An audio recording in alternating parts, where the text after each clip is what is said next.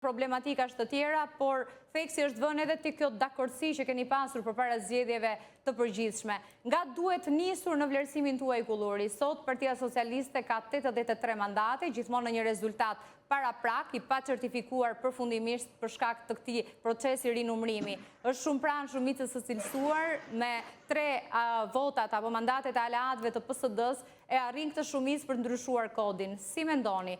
Do t'i bëjë Rama ndryshimet veçmas në kushtet kur tashmë topi është në fushën e tij dhe nuk mund të ketë atë lojën e ping-pongut që e kemi parë me socialistëve dhe demokratëve, njëri pranon, tjetri propozon apo kundërshton? Unë besoj që ne jemi në situatë pazakon ku partia më e madhe në pushtet dhe partia më e madhe në opozitë kanë bërë pazare me kodin zgjedhor, me koshiencë të plotë, të paralajmëruar prej nesh. Ne mbani mend debatet që janë bërë në Komisionin e Reformës Zgjedhore, ku zoti Ali Bej ka qenë përfaqësues i PD-s, pastaj ndodhi çështja Vulës, ku zoti Ali Bej u largua, normalisht shkuan përfaqësues të tjerë për shkak të kalimit të Vulës tek zoti Berisha. Dhe u ra dakord në mënyrë të përbashkët për të mbyllur listat për kundër vendimit të gjykatës kushtetuese të parit të vitit 2022, për të kthyer prapë të listat të mbyllura, pjesërisht të mbyllura, pjesërisht të hapura, që favorizoi tukshëm Partinë Socialiste. U bë dhe një gabim tjetër trashanik, mos them shitje, këtë nuk e them dot, duke dhënë votimin me postë maxhorancës dhe jo me komisione në qendra votimi në ambasada apo konsullata, siç e propozuam në fillim, ku të kishte përfaqësues të 2 partive në komisionin zgjedhore, dhe u krijua si janë për të abuzuar për vot familjar dhe vot në grup. Këto janë dy gafat shumë të rënda të partisë kryesore të opozitës, tani për këtë arsye nuk kam pse që janë, paktën për këto dy çështje. E treta që është përçarja e opozitës, edhe për shkak të këmbguljes së zotit Berisha për të qëndruar si kandidat për kryeministri i PD-s, dhe që nuk e pranonte asnjë parti tjetër e re. Dhe e dyta, ose partitë e vogla, në mbi të gjitha retorika po themi kundër partive të reja ka qenë më ashpër nga PD-ja se sa nga Partia Socialiste. Unë nuk kuptoj që Dori nuk mund të qenë dakord me këtë retorikë, se mirë mua dhe gjithë kolegët tanë, por leadershipi i Partisë Demokratike na ka sulmuar, nuk kishte çka ka sulmuar Edi Rama. Nëse Rama thoshte partisë ka Bosudi, ata thoshin të shitur, të bler, maskarejnë, Bashi Bozuk, nuk kam dëgjuar nga goja e Sali Luiz dhe Edi Palotës, dhe falë Kamur Nokës për mua, për Ekeledin dhe për gjithë kolegët tanë, duhet krijuar një klim përçarje në opozitë, sepse opozita e djatha shqiptare do të kemi parasysh gjë. Për nga historia, e djatha shqiptare është ndarë në disa grupime. Edhe vetë brenda PD-s ka disa grupime të cilat jo gjithmonë kanë qenë në kohezion të plot me një tjetër. Pra ka një të djathtë historik, ka një të djathtë mas 90-s, ka një të djathtë më në qendër, ka një të djathtë më konservatore, më radikale. Aq më tepër tani që donin partitë e reja, kishim diku tek 6 bloqe, po themi, opozitare. Pra Partia Demokratike dhe aleatë e saj, dhe pastaj kemi qenë ne, kanë qenë Lape, ka qenë Shabani, ka qenë Qori, që është i majtë pak, dhe ka qenë Sheh, ka të 3 grupe të njohura për shkak figurave që i përbënin. Pra Lape, Shabani, ne dhe Agron Shehaj me të tjerë. Dhe kjo çfarë bëri? Për shkak formulës, kjo e përçau votën e djathtë. Kanë humbur shumë mandate rrugës, dhe nuk do kishim sot 83 mandate të maxhorancës, por do kishim diku te 74, mbas 75 vetëm për formulës. Vetëm për formulën, nëse do ishin bashkuar të gjithë në një koalicion opozitar, po ne e vëmë një kush, zoti Berisha nuk mund të jetë kandidat për kryeminist për një arsye, zoti Berisha nuk e pranoi, po na shpalli luftë, historia shkoi aty ku shkoi. Kështu që opozita ka përgjegjësinë e vet. Në blok, ne nuk ndjejmë përgjegjësi për këtë lloj përçarje, sepse kemi qenë të qartë politikisht se nuk pranonin zotin Berisha, por pranonin dot për këta partie jo më kandidat për kryeministër. Na filluan në emisionet e prallave, ja do vinë sa lajme tani, nesër pas nesër, pasi pas nesër që janar, erdhi administratori do ishte non grata u hoq në Srokun, do Berisha është plot non grata, tash më do të bashkohet besoj. Mbas non grata, po dhe zoti Rama në perceptimin e kombëtarëve, pak më shërbave si njëri që po saboton procesin demokratik shqiptar dhe tregun e lirë. Kjo është e qartë. Keni pritshmëri kulluri që do të ndryshohet kodi, do të bëhet duke konsideruar edhe kërkesat që kanë ardhur nga ju, por edhe ekspertë të çështjeve zgjedhore në Shqipëri?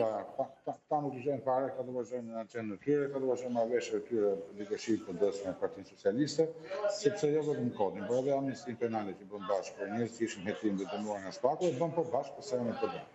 Edhe retorika ndaj organeve të drejtësisë, në mos e Spaku Gjikos ka qenë e njëjta, PD-ja më ashpër, PS-ja më butë, varësi të periudhës, më mbani mend që Partia Socialiste ka bërë protestë të sheshme administratën publike për në Sfakut, ka bërë pothuajse krushtetin në borën e gjykatës të krimit organizuar dhe korrupsionit ditë që është marrë vendimin për masën e arrestit nga Erion Belia, kurse Berisha shkon me 300 petrita gjithmonë tek obori Sfakut, duke kërcënuar prokurorët dhe gjyqtarët, duke quajtur këtë një sulm politik dhe jo një proces të rregullt ligjor.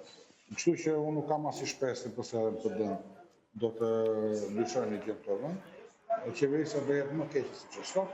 Kjo opozitë do jetë akoma një opozitë më bunker se çka qenë deri sot, për shkak se do të kontrollojë leadershipin e tij. Pra, çdo gjë diskutohet publik apo PD-ja ka zero reflektim për situatën brenda djathtas dhe brenda vetë Partisë Demokratike.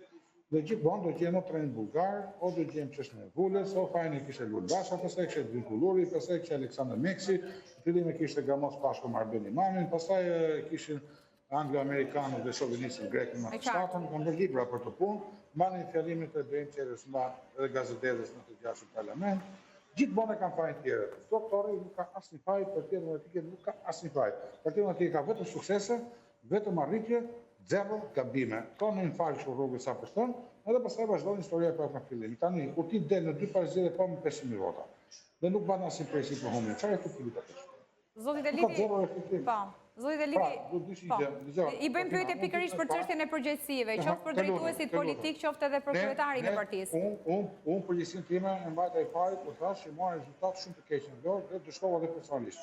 Pavarësisht nga parregullësitë që ka pasur në zgjedhje, sepse votat, diferenca midis votave që duheshin për mandat dhe votë që morën prapë nuk justifikohet nga presioni administratës, manipulimin dhe në film të tash.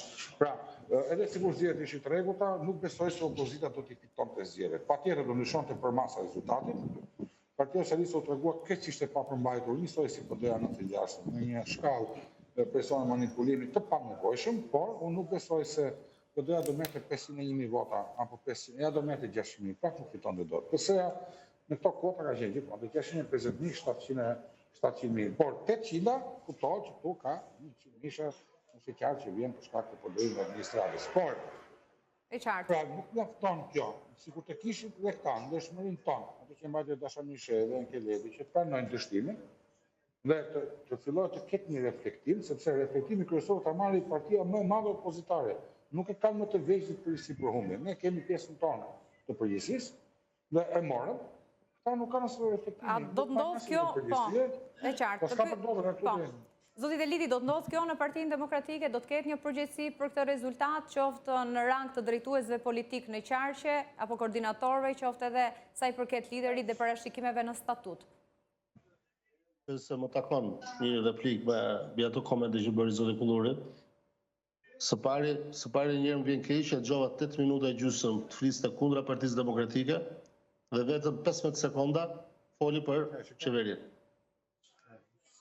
Kjo është këtena, kjo qeveri shkëtarë, kjo është gjuhë, është lufta për brënda, sëse lufta me palën tjetër. Nuk të do preva. Po, në mënyrë të përmbledhur, se po shkojmë dhe fundit minutazhit, Kulluri kundër përgjigjen një me njerë pas, sepse jeni të dy në lidhje të drejtë për drejta dhe pengojeni. Për 9 minuta, të ndërpreva fare, ishtë isha dakord për shumë gjëra, po nuk të ndërpreva. Ka mundësi mos ndërpresësh edhe direkt. Teliti, në mënyrë të përmbledhur të lutem. Kërkoj që ti mos ndërpresë, sepse që në Skype nuk gjojnë për publikun, e kupton.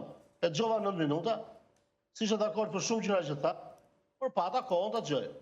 Tash ti më lehet besoj koha për të dhënë kundër përgjigje.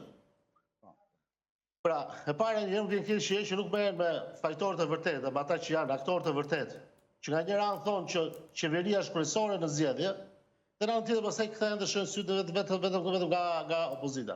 Por opozita nuk ketë kusuret e veta. Por procesi zgjedhor nuk menaxhon nga opozita, menaxhon nga qeveria. Dhe a do të ketë një përgjegjësi për këto kusure, po thoshte edhe zoti Kulluri? Në anën tjetër, e përsëris edhe një herë, në anën tjetër, më vjen shumë keq që forcat e reja, këto partitë e reja, shkojnë dhe marrin guximin në një vend demokratik, gjoja demokratike, dhe i thonë, një lider i të zgjedhur nga 46.000-50.000 demokrat, antarë, i thonë, hikti, se vim neve me 20.000 veta. Total, mbështetje totale. Tash me gjithë respektin për rezultati zgjedhor foli qartë. Nuk mund të thuash ti i vogli politikës, ti thua aty që është 20 herë më i fuqishëm se ty, largohu ti se s'duam ne. Peliti, ajo a thot statuti që për shkak të këtij rezultati do duhet kishte një rishikim të pozicionit kryetari? Pasot e Kulluri, atë bardhun kohën time tash se më vjen keq, a kupton? Po, jemi drejt fundit të minutazhit në mënyrë të përmbledhur. Pra, edhe aty konsistonte, Kulluri tha, e nisa marrjen e përgjegjësisë që nga vetja, e mori zoti Shehi, e mori Ali Bea i gjithë me radhë. Në Partinë Demokratike, a do të ketë përgjegjësi për këtë rezultat zgjedhor? Atëherë, përsëris edhe një herë, nëse ky do ishte rezultat. Dafina, ti beson që janë si dhe tjera ndershme këto? Unë jam e prirur të referohem institucioneve që kanë bërë monitorim. Problematika ka pasur, është certifikuar në një farë mënyre si rezultat. Nëse ju do ta faktoni dhe gjykata do të marrë një vendim, unë nuk mund të marrë një vendim për procesin, të rrëzoj procesin nga studioja. Dhe dimi gjykata merrte